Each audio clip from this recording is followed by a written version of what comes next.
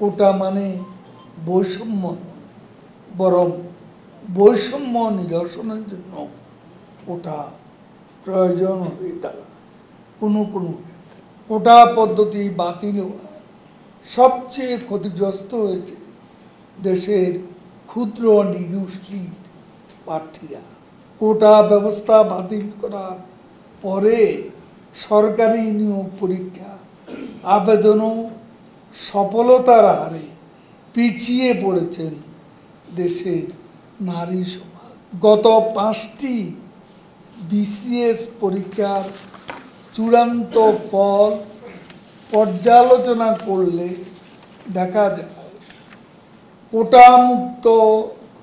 কোটাযুক্ত বিসিএসের তুলনায় কোটামুক্ত বিসিএসে নারীরা পিছিয়ে 3.43% নেমে এসেছে। এমনকি একটি বিসিএসে কোটা না থাকায় পুলিশের ক্যাডারে মাত্র 4 জন নারী অফিসার সুযোগ পেয়েছে।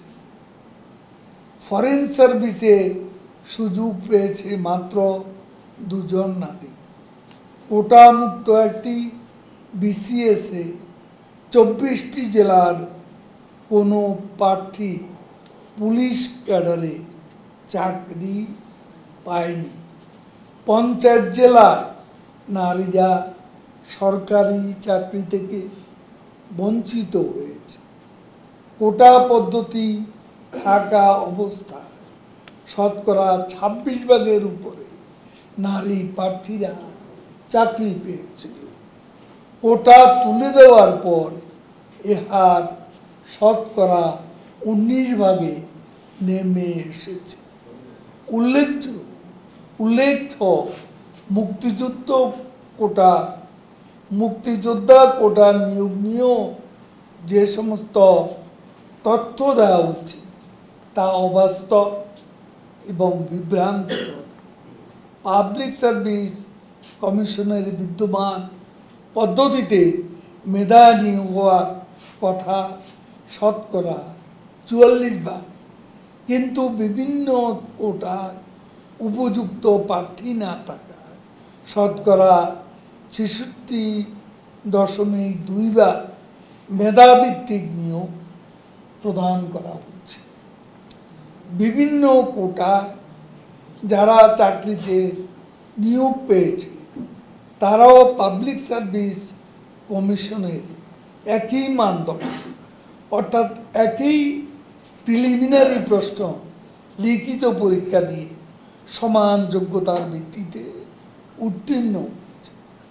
কোটা পদ্ধতি বাতিল হওয়া সবচেয়ে ক্ষতিগ্রস্ত হয়েছে দেশের ক্ষুদ্র নৃগোষ্ঠীর প্রার্থীরা। জীবনকে সহজ এবং স্মার্ট করতে আপনিও নিয়ে আসুন ভিশন ওয়াশিং মেশিন, জীবনে আধুনিকতা। পাবলিক সার্ভিস কমিশনের কোনো বিসিএস পরীক্ষা ক্ষুদ্র নৃগোষ্ঠীর একজন প্রার্থীও নিয়োগ লাগবে সুযোগ পায়নি। তাই বৈচিত্র্যময় সমতাভিত্তিক রাষ্ট্র ব্যবস্থা অর্জনে কোটার গুরুত্ব রয়েছে। রাষ্ট্র সর্বজনীন পবিত্র সংবিধানের আলোকেই পরিচালিত। রাষ্ট্রকে সকলে অধিকার সংরক্ষণ করতে হবে।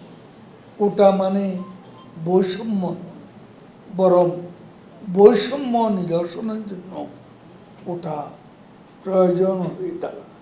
কোনো কোনো ক্ষেত্রে সর্বোচ্চ আদালতের পূর্ণাঙ্গ রায় আসার পরে সরকার সকল জনগোষ্ঠীর অধিকার সংরক্ষণের বিষয়ে সিদ্ধান্ত নেবে।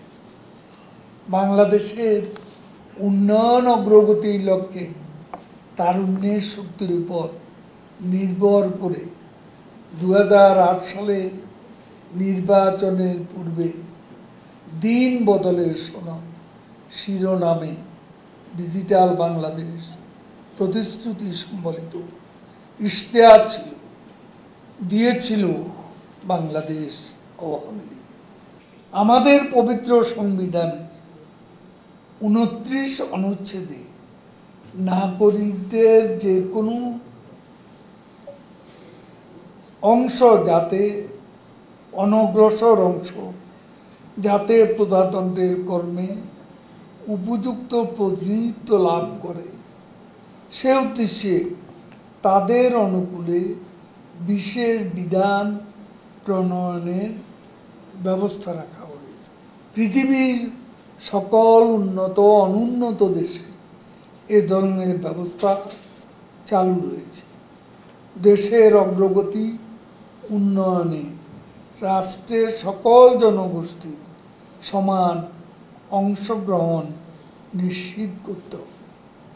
কোটা ব্যবস্থা বাতিল করার পরে সরকারি নিয়োগ পরীক্ষা আবেদনও সফলতার হারে পিছিয়ে পড়েছেন দেশের নারী সমাজ।